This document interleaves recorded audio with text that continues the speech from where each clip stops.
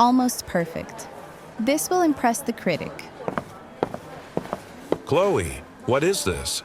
Mr. Henderson, what's wrong? Wrong? This is completely wrong. The sauce is burnt. The seasoning is terrible. You are fired, Chloe. Get out of my kitchen, now. This is not fair. Chloe, are you home, dear? I smelled something delicious. Oh, Mr. Davies. Come in.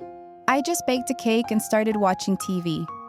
That cake smells like heaven. You are so talented. Why are you so sad? I got fired today. I just lost my confidence.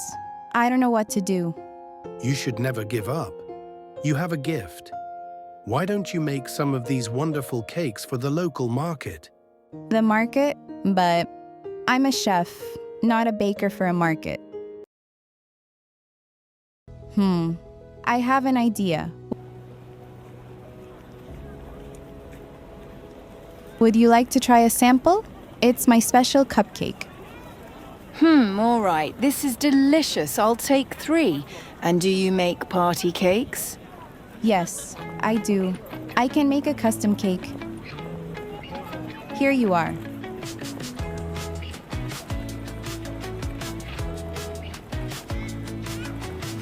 Chloe, your cakes are the best in the city.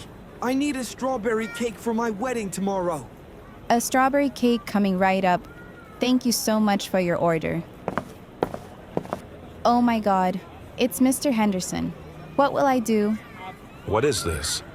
It's our special chocolate fudge cake, sir. My own recipe.